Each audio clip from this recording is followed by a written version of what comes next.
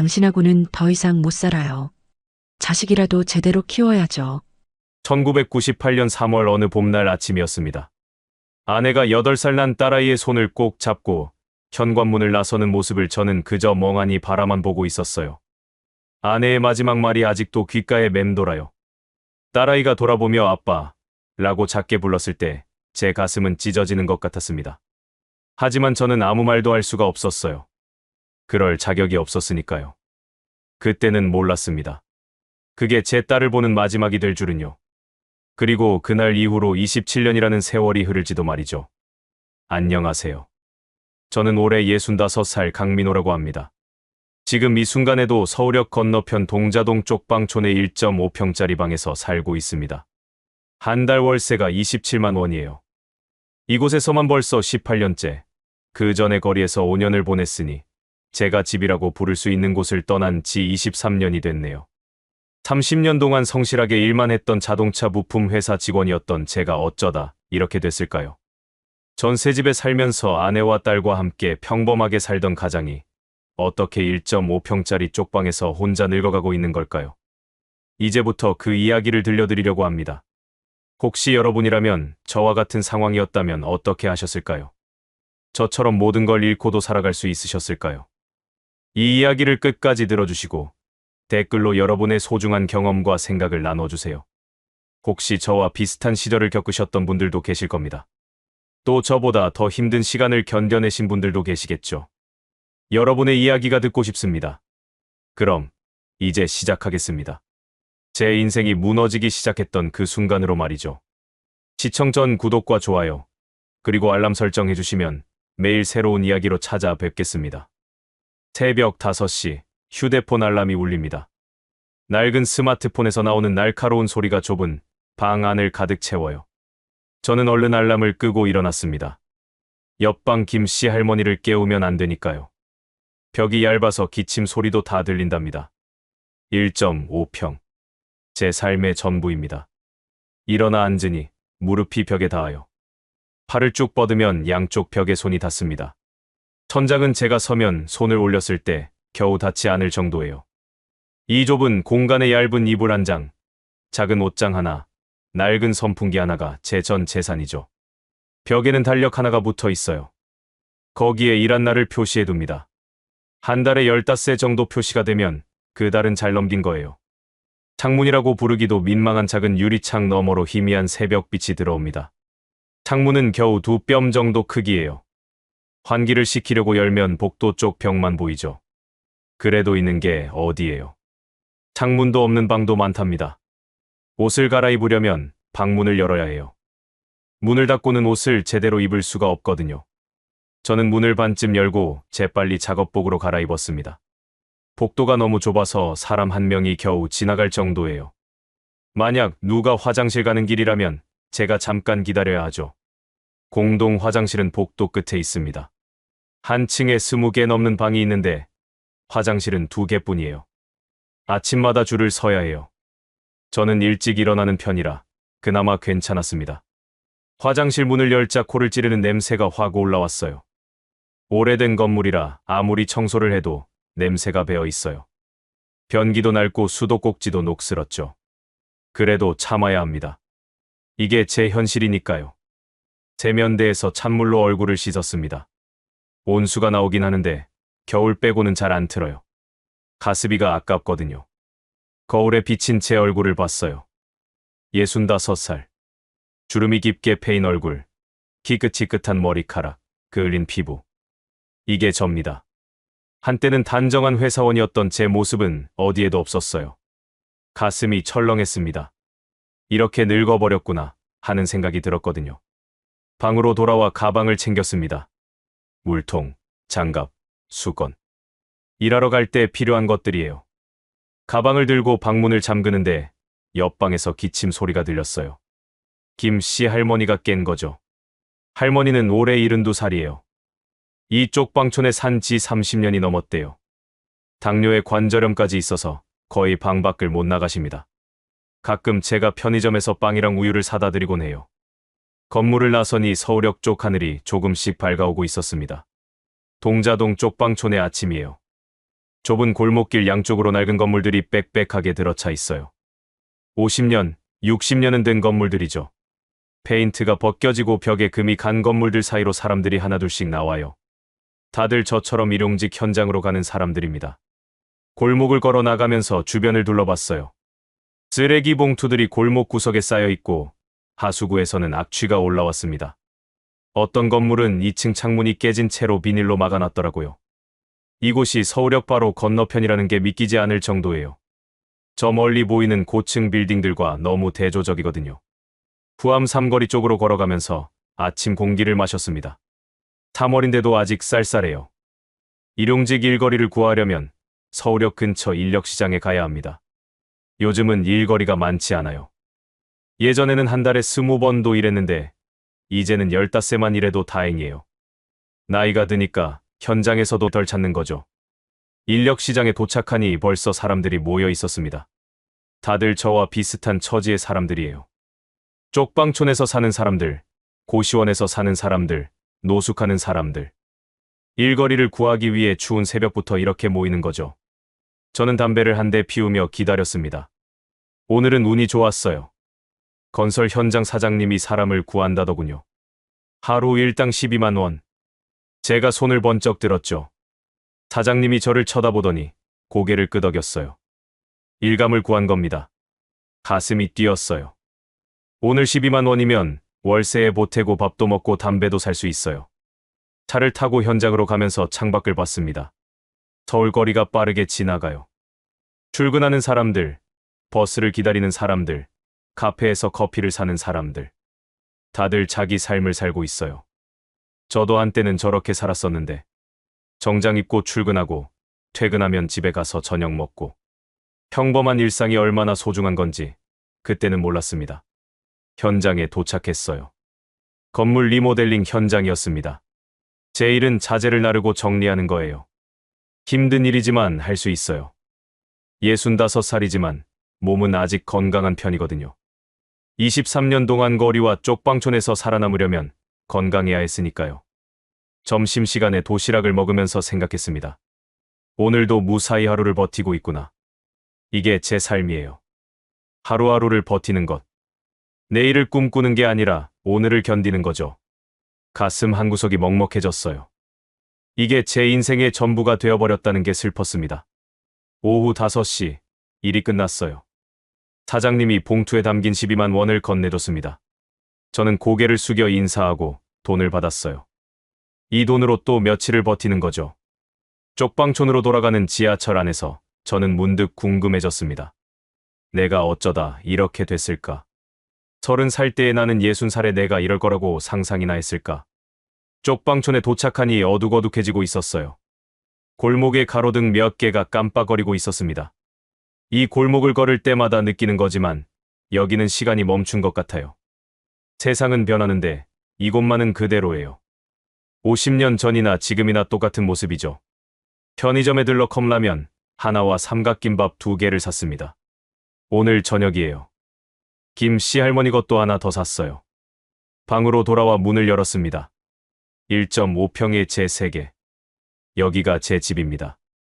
이불을 펴고 누우면 딱 맞는 크기예요. 컵라면에 물을 부어 기다리면서 천장을 올려다봤어요. 금이 가 있고 곰팡이가 핀 천장. 그래도 제게는 소중해요. 비를 피할 수 있고 추위를 피할 수 있으니까요. 거리에서 5년을 살 때는 이것도 없었거든요. 라면을 후루룩 먹으면서 문득 옛날 생각이 났습니다. 아내가 해주던 된장찌개 생각, 딸아이가 좋아하던 돈가스 생각. 식탁에 둘러앉아 밥을 먹던 그 시절이 떠올랐어요. 그때는 그게 당연한 줄 알았는데 평범한 일상이 얼마나 귀한 건지 잃고 나서야 알았습니다. 눈물이 났어요. 라면, 국물에 눈물이 떨어졌습니다.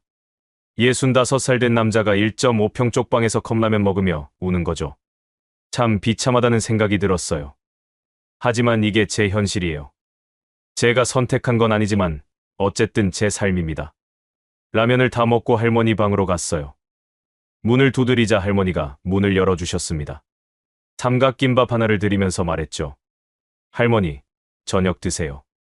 할머니가 고맙다며 받아가셨어요. 할머니 방도 제 방과 똑같이 좁았습니다. 차이가 있다면 할머니는 이곳에서 30년을 사셨다는 거죠. 제 방으로 돌아와 이불 위에 누웠습니다. 온몸이 쑤셨어요. 하루 종일 자재를 나르느라 허리가 아팠습니다. 하지만 잠이 오지 않았어요. 머릿속에 과거가 떠올랐거든요. 어떻게 이렇게 됐을까? 무슨 잘못을 한 걸까?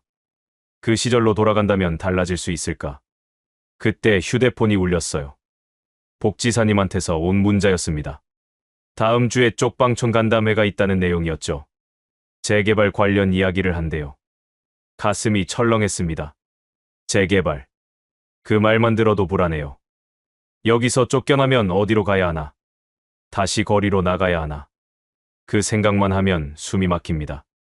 저는 휴대폰을 내려놓고 눈을 감았어요. 내일도 또 일을 해야 해요. 또 12만 원을 벌어야 하고 또 하루를 버텨야 하죠. 이게 제 삶입니다. 1.5평 쪽방에서 살아가는 65살 남자의 일상이에요. 가끔 꿈을 꿔요. 아주 오래전에 꿈을요. 꿈속에서 저는 30살입니다. 출근하는 아침이에요. 아내가 아침밥을 차려놓고 딸아이는 유치원 가방을 메고 있어요. 저는 정장을 입고 넥타이를 매죠. 평범한 아침 풍경이었습니다. 그때는 그게 당연한 줄 알았어요. 1985년이었을 겁니다. 제가 25살 때 자동차 부품 회사에 입사했거든요. 고등학교를 졸업하고 군대를 다녀온 직후였죠. 월급이 많지는 않았지만 괜찮았어요. 성실하게만 일하면 먹고 사는 데는 문제가 없었으니까요. 그때만 해도 우리나라가 한창 발전하던 시기였어요. 열심히 일하면 내일이 더 나아질 거라는 희망이 있었습니다. 회사에서 5년 정도 일했을 때 영숙이를 만났어요. 제 아내죠. 소개팅으로 만났는데 첫인상이 참 좋았습니다. 수줍은 듯 웃는 모습이 예뻤어요. 영숙이는 백화점 직원이었어요. 성실하고 착한 사람이었죠. 우린 1년 정도 연애하고 결혼했습니다. 결혼식 날이 기억나요. 작은 예식장에서 소박하게 했어요. 양가 부모님과 친척들, 회사 동료들이 와줬죠. 많지 않은 사람들이었지만 다들 축하해줬어요. 영숙이가 하얀 웨딩드레스를 입고 제 옆에 섰을 때 저는 생각했습니다. 이 사람을 평생 행복하게 해줘야겠다고, 가장으로서 책임을 다해야겠다고. 가슴이 뿌듯했어요. 신혼집은 영등포에 있는 작은 전세집이었습니다. 방 2개의 거실이 있는 평범한 아파트였죠. 보증금은 3천만 원이었어요. 제 적금이랑 양가, 부모님 도움으로 겨우 마련했습니다. 영숙이가 이것저것 예쁘게 꾸며놨어요. 거실에는 작은 소파가 있었고 안방에는 장롱이 있었죠. 부엌에서 영숙이가 음식을 만들면 집 안가득 냄새가 퍼졌어요. 그 냄새가 참 좋았습니다. 회사 생활은 평탄했어요. 저는 자동차 부품 품질 관리 업무를 했어요. 부품이 들어오면 검수하고 문제가 있으면 보고하는 일이었죠.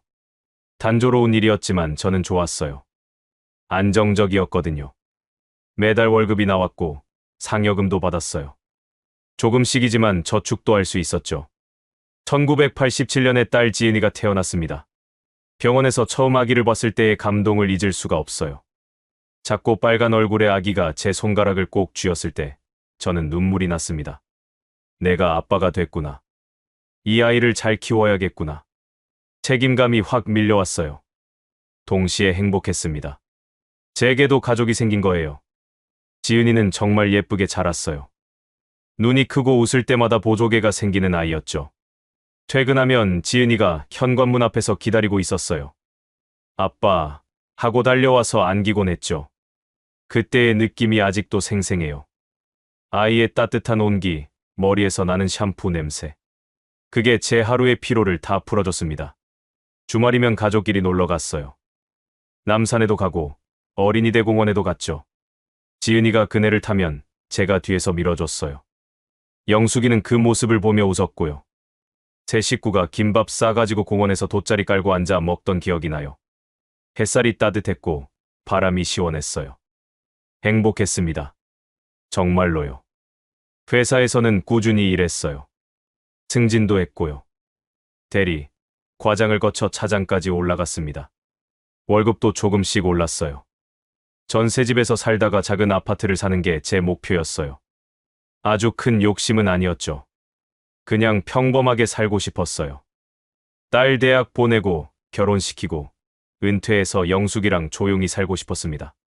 1995년 제가 35살 때였어요. 회사에 변화가 생겼습니다. 구조조정이 시작된 거죠. 경영이 어렵다면서 사람들을 자르기 시작했어요. 저도 불안했습니다. 평생 다닐 생각이었는데 중간에 잘리면 어쩌나 싶었죠. 다행히 저는 살아남았어요. 하지만 분위기가 좋지 않았습니다. 그때 태수가 저를 찾아왔어요.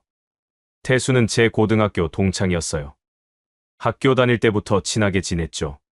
군대도 비슷한 시기에 갔고 제대하고 나서도 자주 만났어요. 태수는 자동차 영업 쪽에서 일하고 있었어요. 성격이 활달하고 말을 잘해서 영업에 소질이 있었죠. 태수가 커피숍에서 저한테 말했어요. 민호야, 우리 사업 한번 해보자. 내 기술하고 내 영업력 합치면 대박 날 거야. 요즘 자동차 부품 시장이 얼마나 좋은데 우리도 한번 해보자고. 저는 고민했습니다. 사업이라는 게 쉽지 않잖아요.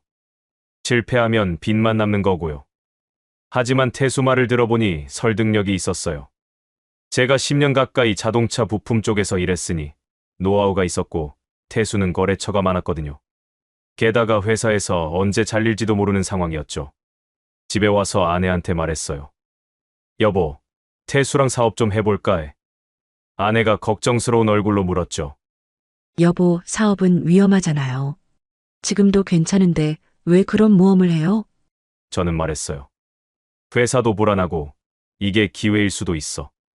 태수도 믿을 만한 친구고. 제 집요한 설득에 아내는 결국 허락했어요.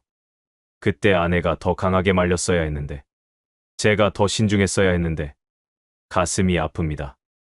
그때의 선택이 모든 걸 무너뜨릴 줄 몰랐어요. 1995년 가을, 저는 회사에 사직서를 냈습니다. 퇴직금으로 5천만 원을 받았어요. 10년 가까이 일한 대가였죠. 그 돈을 사업 자금으로 넣기로 했어요. 태수도 자기 돈을 넣었고요. 사업자 등록은 제 명의로 했어요. 태수가 그러는 게 좋다고 했거든요. 제가 경력이 더 많으니까 신용도가 높다면서요. 사무실을 구했어요. 작은 사무실이었지만 저희한테는 꿈의 공간이었어요. 책상 2개 놓고 컴퓨터 2대 놓고 벽에는 회사 간판도 달았죠. 강태자동차 부품. 제 성하고 태수 성을 합쳐서 만든 이름이었어요. 태수가 말했죠. 친구야, 우리 대박 나자. 저도 말했어요. 그래, 잘 해보자고. 처음 6개월은 정말 좋았어요. 태수가 영업을 열심히 해서 주문이 들어왔고 저는 품질 관리를 철저히 했어요. 거래처에서 만족해했습니다. 매출도 올랐고요. 이 정도면 잘 될 것 같았어요. 저는 꿈을 꿨습니다. 사업이 잘 되면 아파트도 사고 딸 대학도 보낼 수 있겠다고요. 하지만 그때는 몰랐어요. 태수가 뒤에서 무슨 짓을 하고 있는지. 그 6개월이 제 인생의 마지막 행복한 시간이 될 줄은요.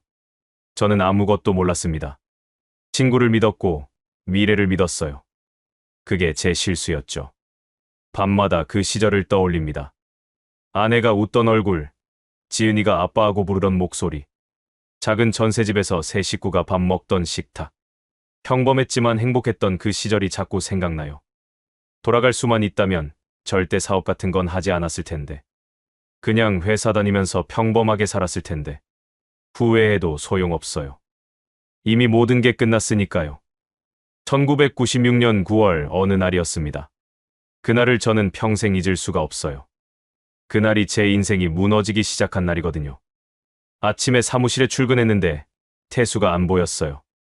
평소에는 저보다 먼저 나와 있었는데 그날은 없더라고요. 이상하다 싶어서 전화를 걸었습니다. 전화를 받지 않았어요. 1번, 2번, 3번. 아무리 걸어도 받지 않았죠. 가슴이 철렁했습니다. 뭔가 잘못됐다는 느낌이 들었어요. 점심때가 되어도 태수는 나타나지 않았어요. 전화도 계속 안 받았고요. 저는 걱정이 되기 시작했습니다. 혹시 사고라도 난 건 아닐까? 병원에라도 간 건가? 온갖 생각이 다 들었어요. 태수 집에 전화를 걸어봤죠. 태수 아내가 받았어요. 목소리가 떨리고 있었어요. 오빠, 저도 모르겠어요. 태수 씨가 나간 지 사흘째인데 연락이 안 돼요. 짐도 다 싸가지고 나갔어요. 저한테 아무 말도 안 하고요. 그 말을 듣는 순간 온몸이 얼어붙었습니다. 사흘째. 짐을 싸가지고? 이건 뭔가 큰일이다. 본능적으로 알았어요. 태수가 도망간 거라는 거요. 저는 급하게 은행에 갔습니다. 회사 계좌를 확인해야 했거든요. 은행 직원이 통장을 보더니 고개를 갸우뚱했어요. 고객님, 이 계좌 잔액이 거의 없는데요. 저는 소리쳤습니다. 뭐라고요? 지난주까지만 해도 2천만 원이 넘게 있었는데요. 은행 직원이 컴퓨터를 확인하더니 말했어요. 며칠 전에 전액 인출됐네요. 가슴이 무너져 내렸습니다. 2천만 원이 다 사라졌어요. 태수가 가져간 거죠. 하지만 그게 끝이 아니었습니다. 그날 오후 한 남자가 사무실로 찾아왔어요. 정장을 입은 남자였는데 표정이 차가웠어요. 남자가 명함을 내밀었습니다. 카드사 직원이었어요. 강민호 씨 맞으시죠? 강태자동차 부품 대표시죠? 네, 그런데요. 귀사 명의로 발급된 법인카드 대금이 연체됐습니다. 1억 2천만 원입니다. 그 말을 듣는 순간 눈앞이 캄캄해졌어요. 1억 2천만 원, 법인카드. 저는 그런 카드를 만든 적이 없었어요.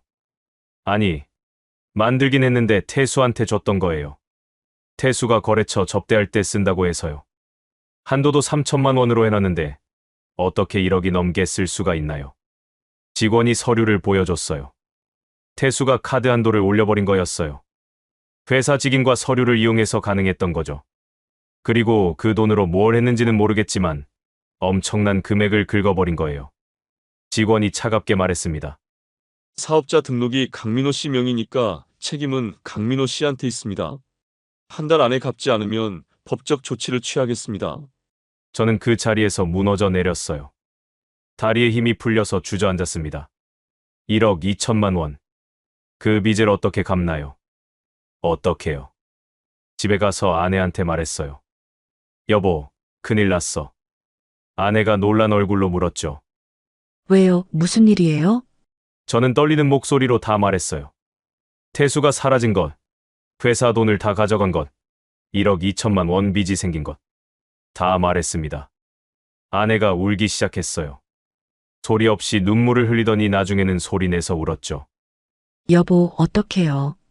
그 많은 돈을 어떻게 갚아요? 우리 이제 어떻게 살아요? 저도 울었어요. 남자가 아내 앞에서 울면 안 되는 건데 참을 수가 없었어요. 눈물이 계속 흘러나왔습니다. 다음 날 경찰서에 갔어요. 횡령으로 신고를 하려고요. 하지만 경찰이 말하더군요. 증거가 명확하지 않으면 어렵다고. 게다가 태수가 중국으로 넘어갔다는 소식을 들었어요. 태수 아내한테 들었죠. 태수가 중국에서 전화를 했다면서요. 미안하다고, 어쩔 수 없었다고. 어쩔 수 없었다고 20년 지기 친구가 저한테 이럴 수 있나요? 친구를 믿었던 제가 바보였던 거죠. 사업자 등록을 제 명의로 한 것도, 법인카드를 태수한테 준 것도 다 제 실수였어요. 너무 순진했던 겁니다. 채권자들이 찾아오기 시작했어요. 카드사뿐만 아니라 거래처에서도 왔어요. 외상값 달라고, 물품값 달라고. 전부 제 책임이었어요. 사장이 저니까요. 한 달에 수백만 원씩 독촉 전화가 왔어요. 전화벨만 울려도 가슴이 뛰었습니다. 제가 투자한 5천만 원도 다 날아갔어요.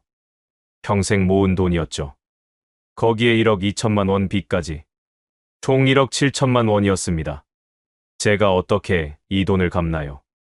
은행에 가서 대출을 알아봤지만 담보가 없으니 안 된대요. 전세집이라 집도 제 것이 아니었고요. 아내가 다니던 백화점을 그만뒀어요. 스트레스 때문에 일을 할 수가 없었대요. 밤마다 울었거든요. 저도 그랬어요. 밤에 잠을 잘 수가 없었어요. 눈을 감으면 빚쟁이들 얼굴이 떠올랐고 1억 7천만 원이라는 숫자가 머릿속을 떠나지 않았습니다. 결국 전세집을 빼야 했어요. 전세 보증금 3천만 원으로 일단 급한 불을 껐죠. 하지만 그것도 턱없이 부족했어요. 저는 차도 팔았어요. 중고차 팔아서 500만 원 받았죠. 그것도 빚 갚는 데 들어갔어요. 집이 없어지니 월세방으로 이사했습니다. 좁은 방이었어요. 아내가 짐을 풀면서 울었어요. 지은이가 엄마 우는 모습을 보고 불안해했죠. 엄마가 왜 우는지, 왜 여기로 이사 왔는지 묻는 말에 아무 대답도 할 수 없었습니다. 그리고 얼마 지나지 않아 더 큰 일이 터졌어요. 1997년 11월 IMF 외환 위기였습니다. 나라가 망한다는 뉴스가 나왔어요. 회사들이 줄줄이 문을 닫고 사람들이 길거리로 쏟아져 나왔죠. 일자리를 구할 수가 없었어요. 저도 일자리를 찾아다녔습니다. 이력서를 쓰고 면접을 보러 다녔어요. 하지만 어디도 안 뽑아줬어요. 나이도 많고 경력도 애매하고 게다가 빚까지 있었으니까요. 한 달, 두 달, 석 달이 지나도 일자리를 구하지 못했습니다. 돈이 떨어지기 시작했어요. 월세도 못 내고 밥도 제대로 못 먹었어요. 지은이가 학교에서 돌아와서 말했죠. 아빠, 배고프다고요. 그 말을 들을 때마다 가슴이 찢어졌습니다. 아이한테 밥도 제대로 못 먹이는 아빠라니. 저는 술을 마시기 시작했어요. 싸구려 소주를 사서 혼자 마셨죠. 술을 마시면 잠깐이나마 괴로움을 잊을 수 있었어요. 아내가 말렸지만 소용없었어요. 저는 이미 망가지고 있었습니다. 어느 날 아내가 말했어요. 여보, 우리 헤어져요. 저는 술에 취한 채로 물었죠. 뭐라고? 아내가 눈물을 흘리며 말했어요. 당신하고는 더 이상 못 살아요. 지은이라도 제대로 키워야죠. 당신은 빚만 있고 일도 없고 술만 마시잖아요. 그 말이 칼처럼 가슴에 꽂혔어요. 하지만 반박할 수가 없었어요. 다 사실이었으니까요. 저는 무너진 사람이었어요. 가장으로서 실패한 사람이었죠. 아내한테 매달릴 자격도 없었습니다. 1998년 3월 이혼 서류에 도장을 찍었어요. 지은이는 아내가 데리고 가기로 했어요. 제가 키울 형편이 안 됐거든요. 마지막 날 지은이가 제 손을 잡고 물었어요. 아빠, 우리 언제 다시 만나냐고요. 저는 대답할 수가 없었어요. 그냥 지은이 머리를 쓰다듬었죠. 현관문이 닫혔어요. 아내와 지은이가 떠났습니다. 저는 빈 방에 혼자 남았어요. 모든 게 끝났구나. 그런 생각이 들었습니다. 친구한테 배신당하고 빚더미에 깔리고 가족까지 잃었어요. 제게 남은 건 아무것도 없었습니다. 그날 밤 저는 소주 한 병을 다 마셨어요. 그리고 울었습니다. 바닥에 주저앉아서 한없이 울었어요. 왜 이렇게 됐을까? 태수, 너는 왜 날 배신했어? 내가 뭘 잘못했어? 울부짖었지만 아무도 대답하지 않았습니다. 저는 혼자였어요. 완전히 혼자였습니다.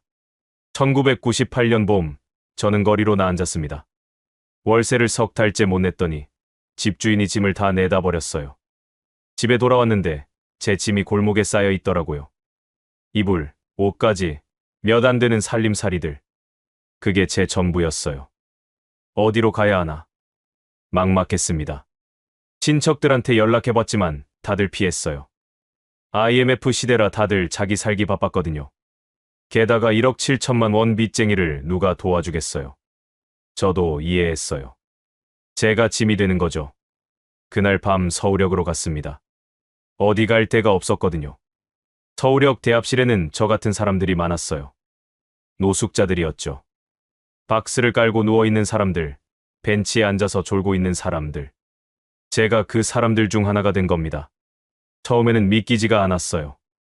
내가 정말 노숙자가 됐나. 불과 3년 전만 해도 회사 다니던 평범한 가장이었는데, 전셋집에서 가족과 살던 사람이었는데, 이렇게 빠르게 추락할 수 있다는 게 믿기지 않았습니다. 배가 고팠어요. 이틀째 밥을 못 먹었거든요. 편의점에 들어가서 삼각김밥을 훔칠까 생각도 했어요. 하지만 못하겠더라고요. 아직 그 정도는 아니었어요. 저는 거리를 걸어다니며 급식소를 찾았습니다. 서울역 근처에 무료 급식소가 있었어요. 줄을 서니 앞에 수십 명이 있었어요. 다들 저처럼 힘든 사람들이었죠. 제 차례가 돼서 밥을 받았어요. 국 하나, 밥 한 공기, 김치 조금. 그게 다였지만 감사했어요. 밥을 먹으면서 눈물이 났습니다. 내가 이렇게까지 떨어졌구나. 밤이 되니 추웠어요. 3월이었지만 밤에는 쌀쌀했거든요. 서울역 대합실에 들어가서 벤치에 앉았어요. 경비원이 와서 쫓아냈어요. 여기서 자면 안 된다고. 저는 다시 밖으로 나갔습니다. 지하도로 내려갔어요. 거기서 박스를 구했어요. 박스를 깔고 그 위에 누웠습니다. 딱딱한 바닥이 뼈를 찔렀어요. 주위가 뼈 속까지 파고들었죠. 이게 제 잠자리였어요. 집도 없고 가족도 없고 박스 하나가 제 전부였습니다. 눈을 감았지만 잠이 오지 않았어요. 지은이 생각이 났거든요. 지금 딸아이는 어디서 뭘 하고 있을까? 잘 자고 있을까? 밥은 먹었을까? 아내는 딸을 잘 키우고 있을까? 궁금했지만 알 수가 없었어요. 연락할 수도 없었고요. 다음 날 아침 일자리를 찾아다녔어요. 인력시장에 가서 일용직이라도 구하려고요. 하지만 쉽지 않았어요. 사람은 많은데 일자리는 적었거든요. 저는 손을 들었지만 안 뽑혔어요. 나이가 많아서 그랬나 봐요. 며칠을 그렇게 보냈어요. 급식소에서 밥 먹고 일자리 찾아다니고 밤에는 지하도에서 자고. 그게 제 일상이 됐습니다. 사람들이 저를 피해갔어요. 며칠 씻지 못해서 냄새가 났거든요. 옷도 더러워졌고요. 저도 알았어요. 제가 노숙자처럼 보인다는 거요. 한 달쯤 지났을 때 영등포역으로 갔어요. 서울역은 경찰이 자주 단속해서 불편했거든요. 영등포역도 노숙자들이 많았어요. 저는 그들 사이에 섞였습니다. 낮에는 공원에서 시간을 보내고 밤에는 역 근처에서 잤어요. 술을 마시기 시작했어요. 싸구려 소주였어요. 편의점에서 제일 싼 소주 한 병에 1,500원이었죠. 그 돈도 아까웠지만 술을 마시지 않으면 견딜 수가 없었어요. 술을 마시면 추위도 덜 느껴지고 괴로움도 잠깐 잊었거든요. 다른 노숙자들과 친해졌어요. 박형이라는 분이 있었는데 저보다 10살 위였어요. 박형도 IMF 때 회사가 망해서 거리로 나왔대요. 저랑 비슷한 처지였죠. 박형이 말했어요. 민호야, 여기서 살아남으려면 포기해야 돼. 자존심도 포기하고 희망도 포기해. 그냥 오늘 하루만 살아남으면 돼. 그 말이 맞았어요. 희망 같은 건 없었어요. 내일이 나아질 거라는 생각도 안 들었죠.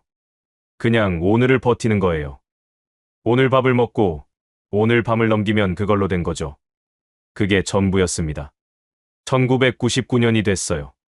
새해가 됐지만 제게는 아무 의미가 없었어요.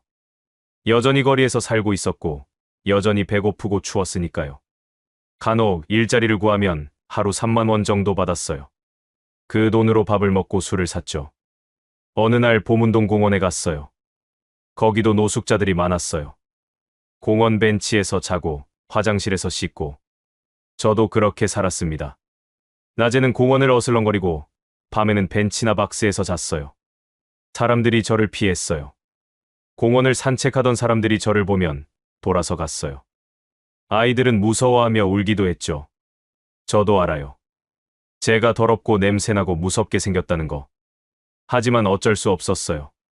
이게 제 모습이었으니까요. 2000년 겨울이었습니다. 제가 거리에서 살기 시작한 지 거의 2년이 됐을 때예요.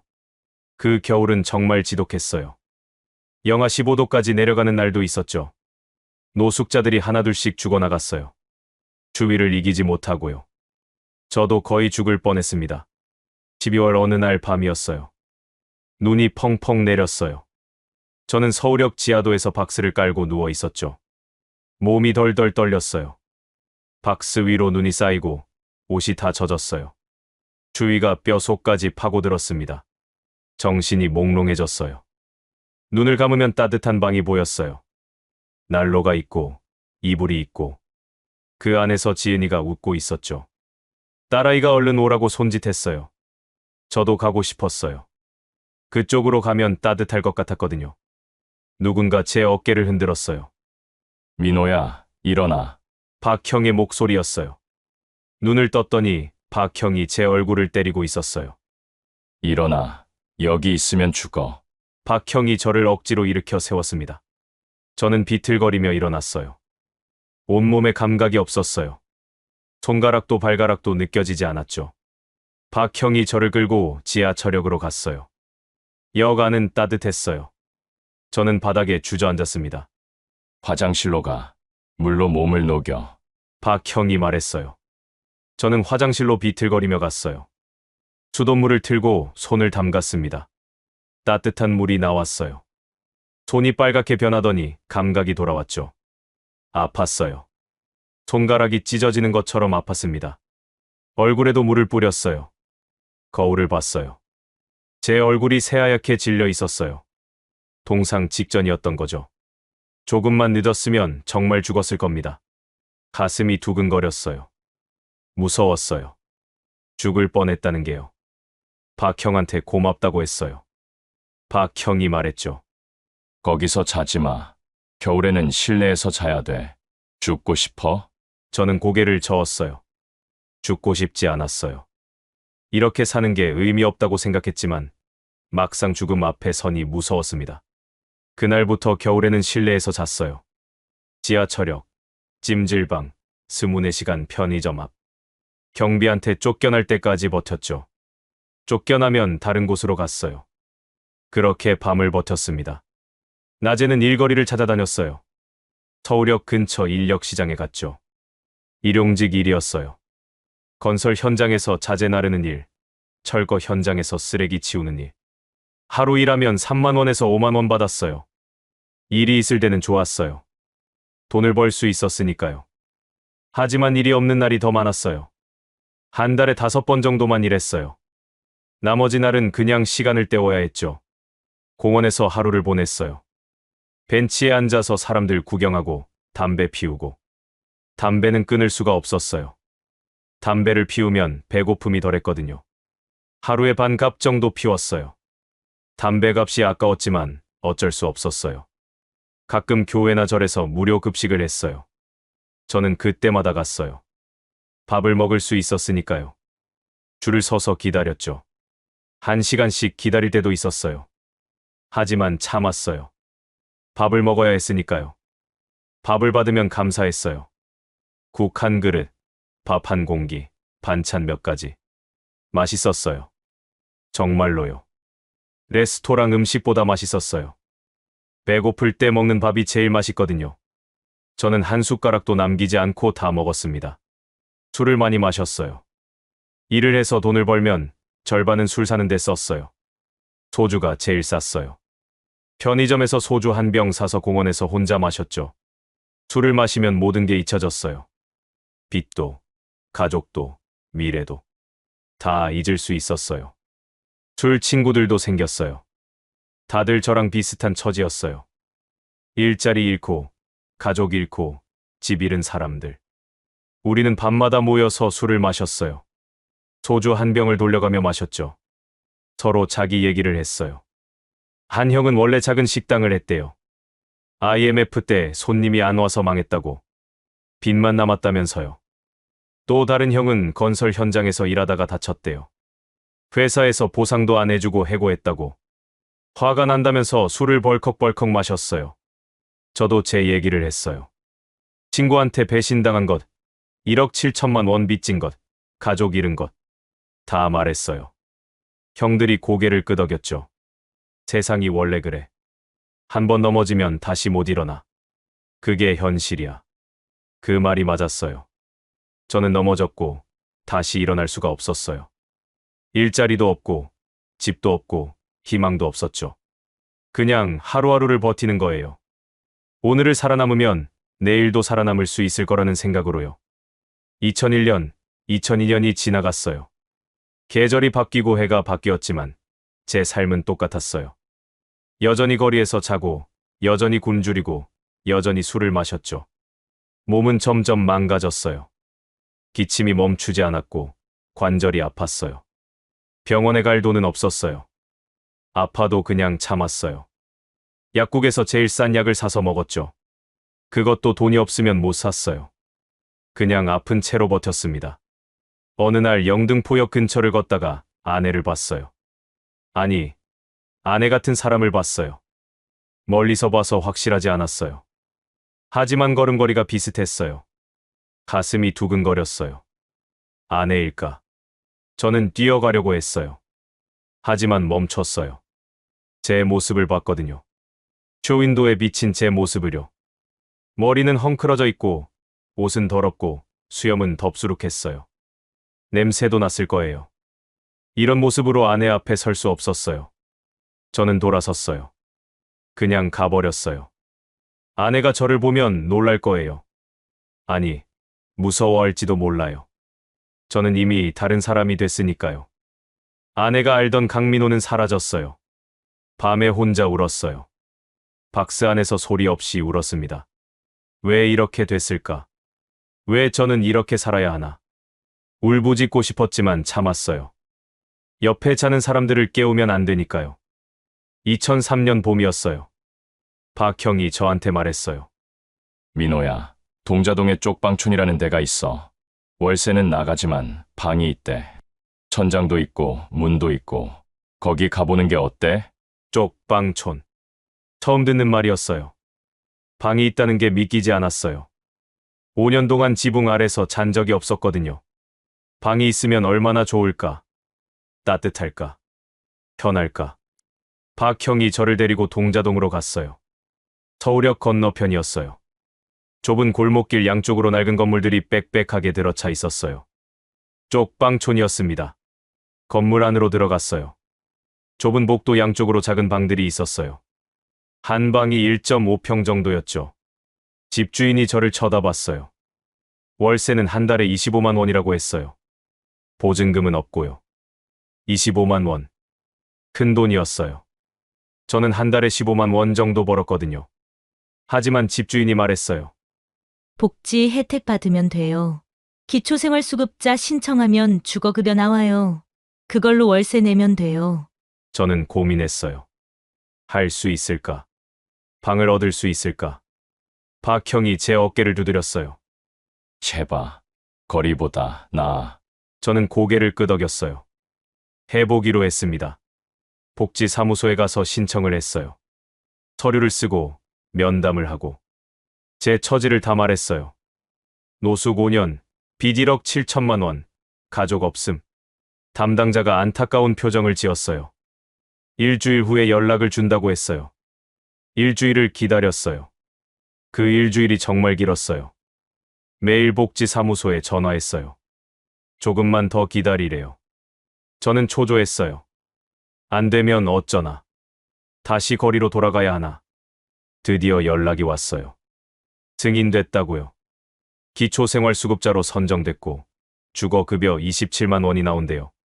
전화를 끊고 박형한테 달려갔어요. 됐어요. 방을 얻을 수 있어요. 박형이 웃었어요. 잘 됐다.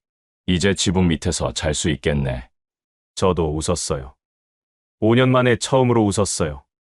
가슴이 벅차올랐습니다. 방이 생긴다. 내 방이 생긴다. 2003년 6월 드디어 쪽방에 입주했어요. 1.5평짜리 작은 방이었지만 제게는 궁전 같았어요. 천장이 있고 문이 있고 벽이 있었어요. 비를 피할 수 있고 추위를 피할 수 있었죠. 첫날 밤 방에 누웠어요. 딱딱한 바닥이었지만 박스보다 훨씬 나았어요. 천장을 올려다봤습니다. 눈물이 났어요. 5년 만에 지붕 아래서 자는 거예요. 5년 만에 제 공간이 생긴 거예요. 저는 울었어요. 소리 내서 울었습니다. 이제 괜찮아질 거야. 이제 살 수 있어. 혼자 중얼거렸어요. 그날 밤 저는 5년 만에 편안하게 잠들었습니다. 쪽방에 들어온 지 일주일쯤 됐을 때였어요. 저는 아직도 믿기지 않았어요. 내가 정말 방이 있다는 게요. 아침에 눈을 뜨면 천장이 보였어요. 낡고 금이 간 천장이었지만 제게는 아름다웠습니다. 방은 정말 좁았어요. 1.5평이면 한 평반이에요. 제곱미터로 하면 5제곱미터도 안 돼요. 누우면 딱 맞는 크기죠. 팔을 쭉 뻗으면 양쪽 벽에 손이 닿고요. 서면 천장에 머리가 닿을 것 같았어요. 하지만 좋았어요. 정말로요. 5년 동안 박스가 집이었던 사람한테는 이것도 천국이었어요. 문을 잠글 수 있다는 것, 비를 피할 수 있다는 것, 추위를 피할 수 있다는 것. 그게 얼마나 소중한지 아는 사람은 많지 않을 거예요. 첫 주에는 방 정리를 했어요. 가진 게 별로 없었지만요. 옷 몇 벌, 담요 하나, 베개 하나. 그게 제 전부였어요. 벽에 못을 박아서 옷을 걸었어요.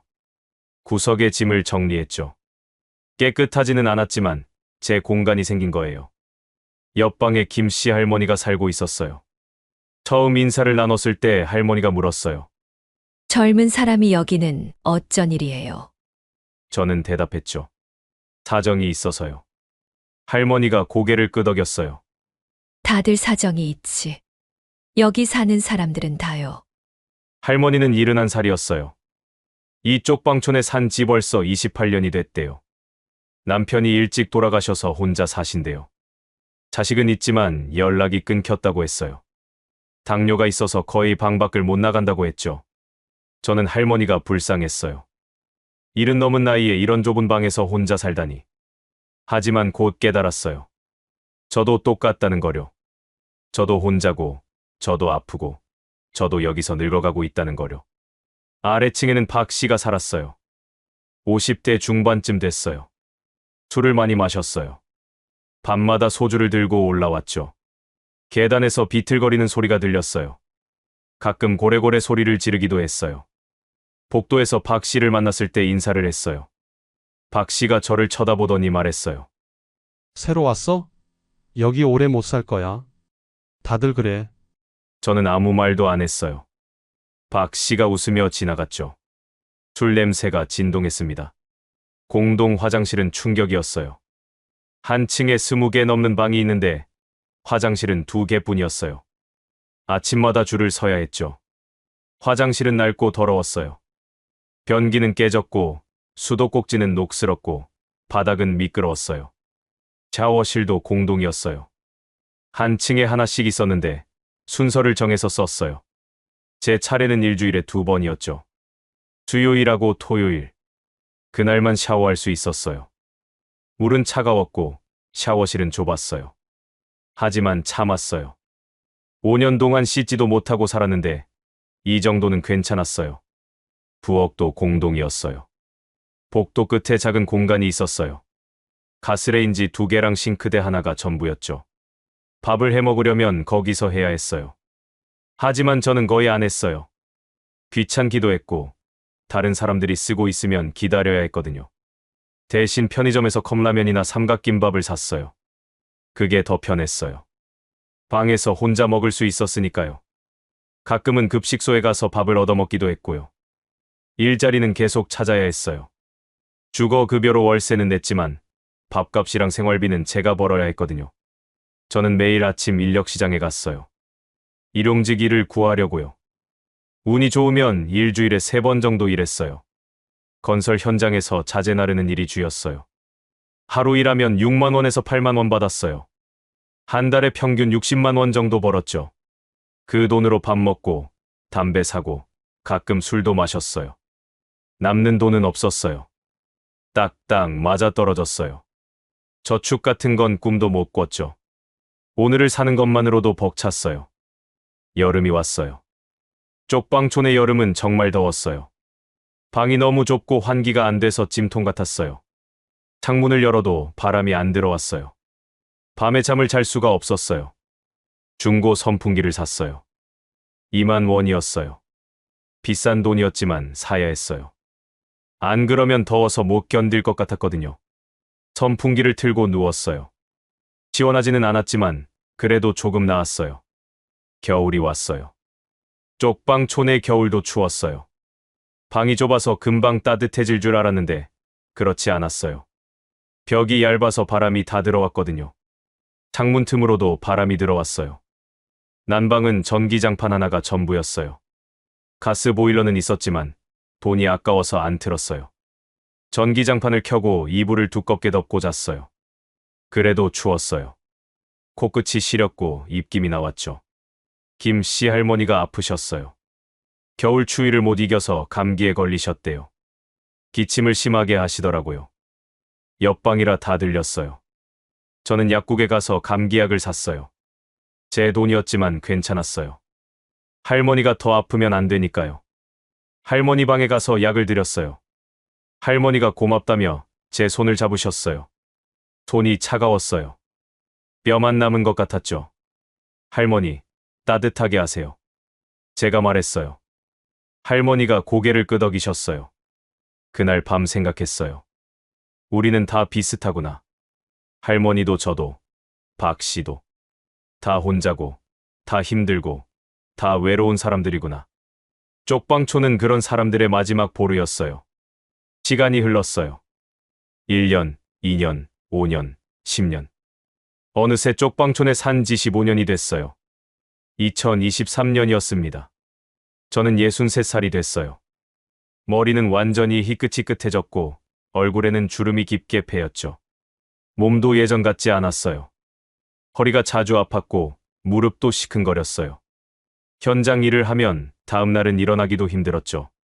나이가 들수록 일감도 줄었어요. 사장님들이 젊은 사람을 더 선호했거든요. 한 달에 15세 정도만 일했어요. 그것도 운이 좋을 때였죠. 어떤 달은 열흘도 일하지 못했어요. 돈이 부족했지만 어쩔 수 없었어요. 몸이 따라주지 않았으니까요. 김 씨할머니는 2017년에 돌아가셨어요.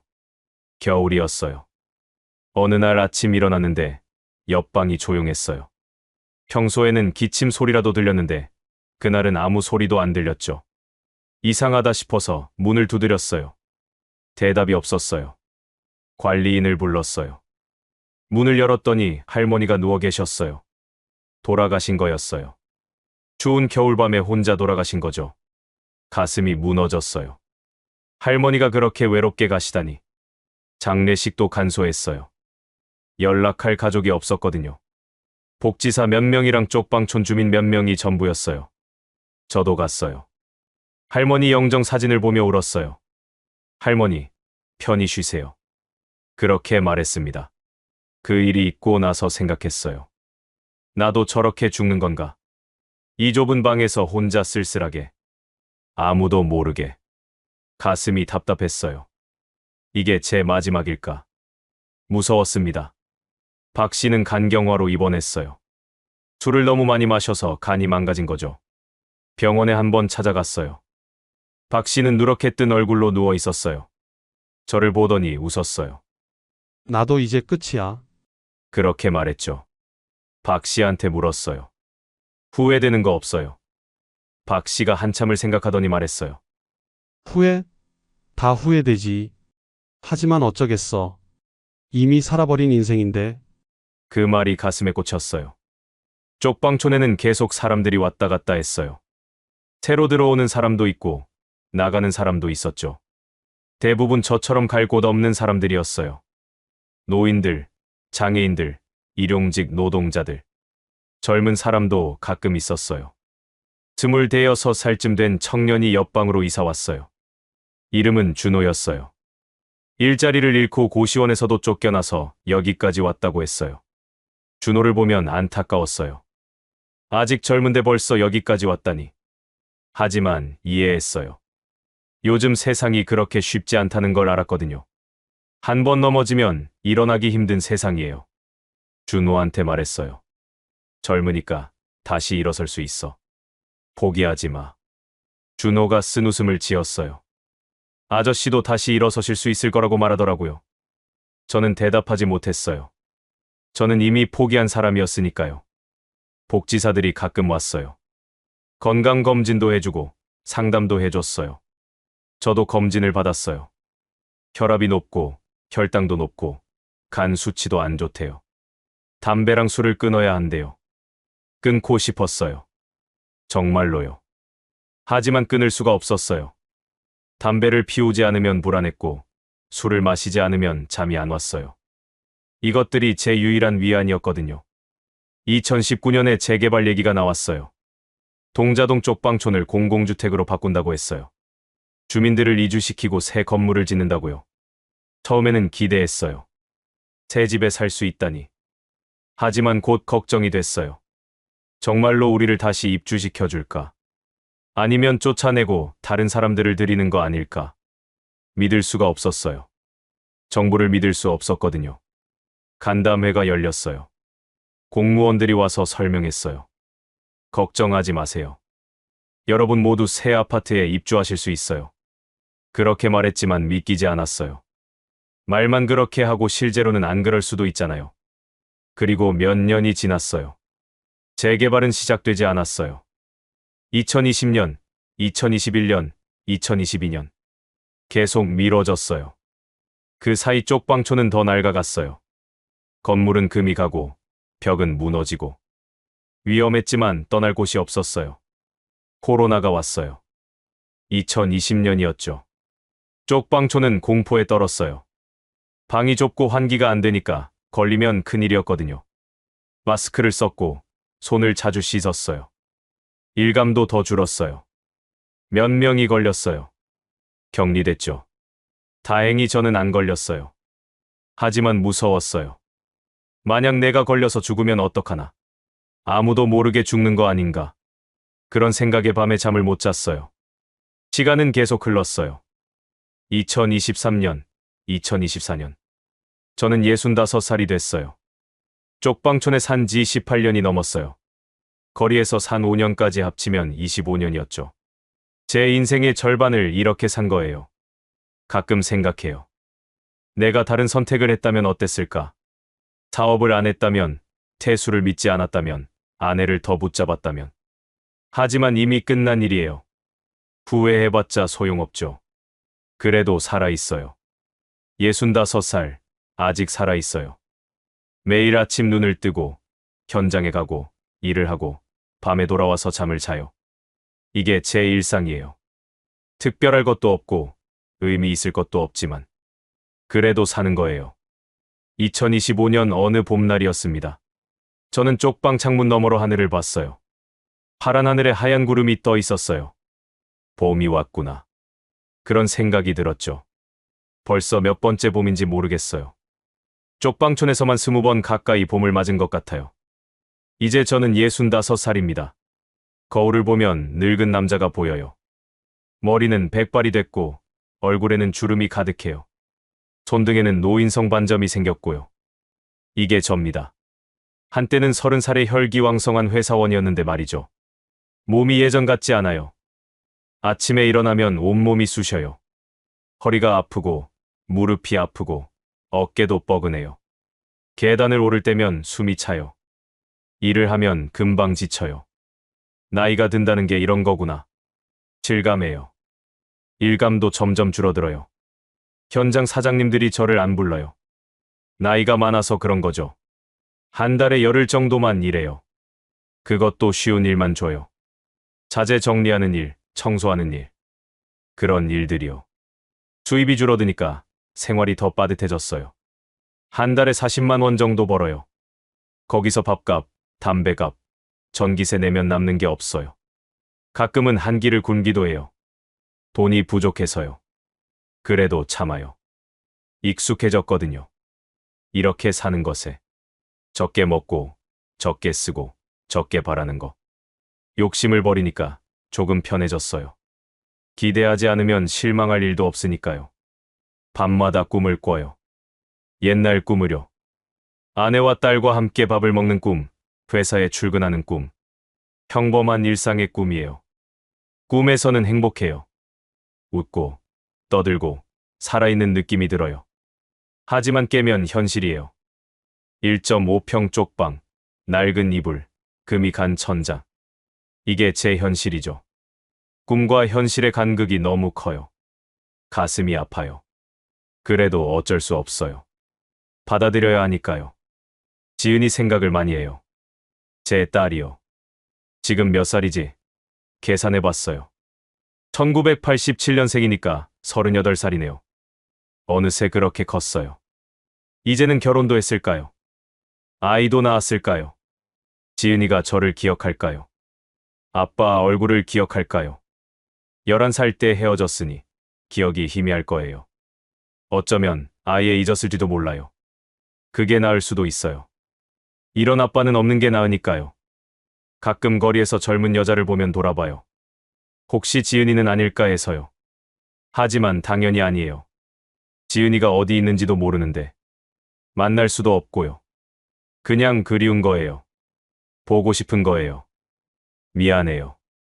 지은이한테 정말 미안해요. 아빠가 제대로 못 키워서, 아빠가 무능해서, 아빠가 실패해서 미안하다는 말밖에 할 수가 없어요. 용서를 구할 자격도 없어요. 아내 생각도 해요. 영숙이요. 지금은 어디서 뭘 하고 있을까? 잘 살고 있을까? 재혼이라도 했으면 좋겠어요. 저보다 나은 사람 만나서 행복하게 살았으면 좋겠어요. 진심이에요. 제가 아내한테 미안한 건 평생 갚아도 못 갚을 거예요. 행복하게 해준다고 약속했는데 지키지 못했어요. 가정을 지킨다고 했는데 무너뜨렸어요. 저는 최악의 남편이었어요. 태수 생각은 안 해요. 아니, 안 하려고 해요. 생각하면 화가 나거든요. 20년 지기 친구가 어떻게 그럴 수 있어요? 친구 돈을 가지고 도망을 가요. 제 인생을 망쳐놓고 중국으로 갔어요. 가끔은 궁금해요. 태수는 지금 잘 살고 있을까? 그 돈으로 중국에서 사업을 했을까? 가족은 잘 먹고 잘 살고 있을까? 저는 여기서 이렇게 사는데 말이에요. 억울해요. 분해요. 하지만 어쩔 수 없어요. 용서는 못해요. 평생 가도 못할 거예요. 하지만 원망도 이제 지쳤어요. 원망해봤자 제 인생이 나아지는 것도 아니고요. 그냥 잊고 싶어요. 다 잊어버리고 싶어요. 요즘 쪽방촌에 또 재개발 얘기가 나와요. 2021년에 발표했던 게 아직도 안 됐거든요. 벌써 4년이 지났는데 건물 하나 안 지어졌어요. 말만 하고 실행은 안 하는 거죠. 주민들은 불안해해요. 정말 새 아파트에 입주할 수 있을까? 아니면 그냥 쫓겨나는 거 아닐까? 다들 걱정이에요. 저도 마찬가지예요. 여기서 쫓겨나면 어디로 가야 하나요? 다시 거리로 나가야 하나요? 65살에 또 노숙을 해야 하나요? 생각만 해도 무서워요. 이 나이에 거리에서 살 자신이 없어요. 얼어 죽을 것 같아요. 제발 그러지 않았으면 좋겠어요. 간담회에 갔어요. 구청 직원들이 와서 설명했어요. 곧 시작한다고, 기다려달라고. 하지만 믿을 수가 없어요. 몇 년째 똑같은 말만 하거든요. 언제까지 기다려야 하나요? 한 할머니가 소리쳤어요. 우리가 언제까지 이렇게 살아야 해요? 여기 건물 무너질 것 같다고요. 제발 빨리 좀 해주세요. 목이 메었어요. 다들 공감했어요. 박수를 쳤어요. 구청 직원은 난처한 표정을 지었어요. 최선을 다하고 있습니다. 조금만 더 기다려주세요. 그 말밖에 못하더라고요. 저는 한숨이 나왔어요. 결국 똑같은 거예요. 달라지는 게 없어요. 돌아오는 길에 생각했어요. 우리는 버려진 사람들이구나. 사회가 외면하는 사람들이구나. 도와준다고 말만 하고 실제로는 아무것도 안 해주는 거구나. 우리한테 필요한 건 동정이 아니에요. 일자리예요. 제대로 된 집이고요. 사람답게 살 기회예요. 하지만 아무도 안 줘요. 그냥 여기서 죽으라는 거죠. 화가 나요. 분해요. 하지만 어쩔 수 없어요. 저는 힘이 없는 사람이에요. 목소리를 내봤자 아무도 안 들어요. 그냥 참아야 해요. 살아남아야 해요. 요즘 건강이 많이 안 좋아요. 기침이 계속 나와요. 가래에 피가 섞여 나올 때도 있어요. 병원에 가야 하는데 돈이 없어요. 진료비가 무서워요. 그냥 약국에서 약만 사 먹어요. 언젠가는 죽겠죠. 김 씨 할머니처럼 이 방에서 혼자 죽을 거예요. 아무도 모르게요. 그게 무서워요. 외로워요. 하지만 이게 제 운명인가 봐요. 죽기 전에 지은이를 한 번만 보고 싶어요. 멀리서라도요. 잘 살고 있는지 확인하고 싶어요. 행복한지 알고 싶어요. 그게 제 마지막 소원이에요. 하지만 그럴 수 없을 거예요. 지은이가 어디 있는지도 모르고 찾을 방법도 없어요. 그냥 마음속으로 빌어요. 지은아, 행복해라. 아빠보다 나은 삶을 살아라. 그렇게 빌어요.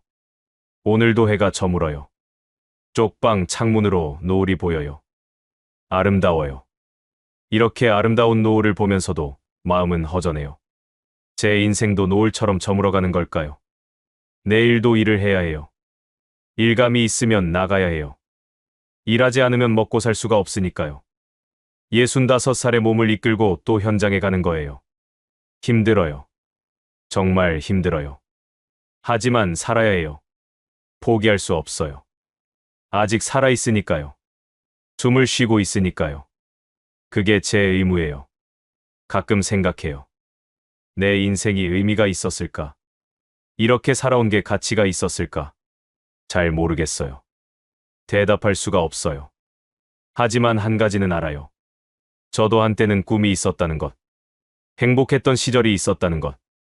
사랑하는 가족이 있었다는 것. 그것만으로도 의미가 있지 않을까요? 지금은 아무것도 없어요. 꿈도, 희망도, 가족도. 1.5평 쪽방과 낡은 이불만 있어요. 하지만 그래도 살아있어요. 숨을 쉬고 있어요. 그게 전부예요. 내일이 어떻게 될지 모르겠어요. 일주일 후도, 1년 후도. 재개발이 될지, 여기서 쫓겨날지.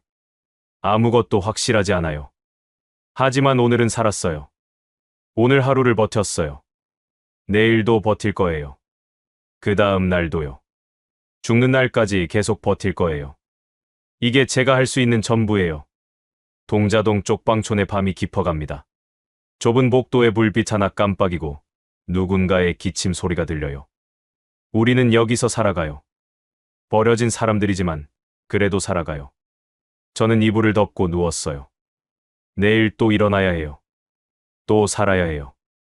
그게 제 인생이에요. 65살 강민호의 이야기예요. 여러분, 여기까지 제 이야기를 들어주셔서 감사합니다. 솔직히 이 이야기를 하는 게 쉽지 않았어요. 제 인생의 가장 어두운 부분을 드러내는 거니까요. 부끄럽고 창피하고 한심해 보일 수도 있어요. 하지만 이게 제 삶이에요. 숨길 수도 없고 부정할 수도 없는 제 인생이죠. 저는 특별한 사람이 아니에요. 그냥 평범하게 살려고 했던 사람이에요. 가족 사랑하고 성실하게 일하고 조용히 늙어가려고 했던 평범한 사람이었어요.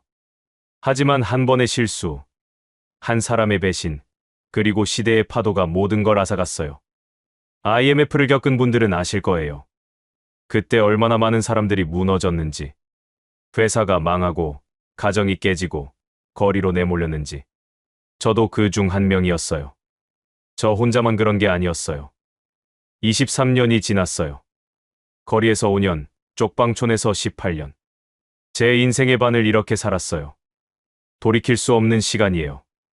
다시 시작할 수도 없는 인생이고요. 후회하냐고요? 물론이에요. 매일 후회해요. 왜 사업을 시작했을까? 왜 퇴수를 믿었을까? 왜 더 조심하지 않았을까? 수없이 많은 후회가 있어요. 하지만 후회한다고 달라지는 건 없어요. 용서하냐고요? 퇴수를요? 아니요. 못해요. 평생 가도 못 용서할 거예요. 하지만 원망하느라 에너지를 쓰기도 지쳤어요. 그냥 잊고 싶어요. 제 마음의 평화를 위해서요. 지금 제가 바라는 건 크지 않아요. 따뜻한 방 하나, 제대로 된 끼니 하나, 아플 때 치료받을 수 있는 것. 그게 전부예요. 부자가 되고 싶은 것도 아니고 성공하고 싶은 것도 아니에요. 그냥 사람답게 살고 싶을 뿐이에요. 우리 사회는 한 번 넘어진 사람한테 너무 냉정해요. 다시 일어설 기회를 주지 않아요. 실패하면 끝이에요. 영원히 나락에 떨어지는 거죠. 그게 잘못됐다고 생각해요. 노숙인, 쪽방촌 주민들한테 필요한 건 동정이 아니에요. 일자리예요. 일할 기회를 주세요. 우리도 일하고 싶어요. 돈을 벌고 싶어요. 그냥 시혜를 받는 게 아니라 당당하게 일해서 돈을 벌고 싶다고요. 제대로 된 집도 필요해요. 1.5평짜리 쪽방은 집이 아니에요. 사람이 살 곳이 아니에요. 재개발 약속을 지켜주세요. 말만 하지 말고 실제로 해주세요. 우리도 지붕 밑에서 살고 싶어요. 존중도 필요해요. 우리도 사람이에요. 실패했다고, 가난하다고 무시당할 이유는 없어요. 우리한테도 존엄이 있어요. 그걸 인정해주세요. 제 딸 지은이가 이 이야기를 듣는다면요. 이렇게 말하고 싶어요. 지은아, 아빠가 미안해. 제대로 못 키워줘서, 함께 있어주지 못해서. 하지만 아빠는 너를 한 번도 잊은 적이 없어. 매일 생각했어. 매일 그리워했어. 사랑한다. 지은아. 여러분한테도 묻고 싶어요. 만약 여러분이 저라면 어떻게 하셨을까요? 친구를 믿지 않으셨을까요? 사업을 안 하셨을까요? 더 잘 버티셨을까요? 궁금해요. 혹시 여러분 중에 저와 비슷한 경험을 하신 분이 계신가요? IMF 때 힘들었던 분, 배신당한 경험이 있는 분, 가족을 잃은 분. 여러분의 이야기도 듣고 싶어요. 댓글로 나눠주세요. 저만 이런 게 아니라는 걸 알고 싶어요. 또 혹시 저보다 더 힘든 상황을 이겨내신 분이 계신가요? 어떻게 버티셨어요? 어떻게 다시 일어서셨어요? 저한테도 희망을 주세요. 조언을 주세요. 이 이야기가 누군가에게 위로가 됐으면 좋겠어요. 혼자가 아니라는 걸, 우리가 함께 있다는 걸 느꼈으면 해요. 힘든 시간을 겪고 있는 분들한테 작은 힘이 됐으면 좋겠어요. 저는 아직 살아있어요. 65살, 아직 숨을 쉬고 있어요. 내일도 일어날 거예요. 일을 하러 갈 거예요. 살아갈 거예요. 포기하지 않을 거예요. 인생은 예측할 수 없어요. 내일 무슨 일이 일어날지 아무도 몰라요. 하지만 그래도 살아야 해요. 희망을 놓지 말아야 해요. 저도 그러려고 노력해요. 매일매일요. 여러분도 힘내세요. 힘든 일이 있어도 포기하지 마세요. 우리는 생각보다 강해요. 버틸 수 있어요. 살아낼 수 있어요. 이 채널을 구독해 주시고 좋아요를 눌러주세요. 알림 설정도 해주시면 감사하겠어요. 여러분의 관심이 저 같은 사람들의 이야기를 더 많은 분들께 전할 수 있어요. 댓글로 여러분의 생각을 나눠주세요. 공감하셨다면, 위로받으셨다면, 혹은 다른 의견이 있으시다면 모두 환영해요.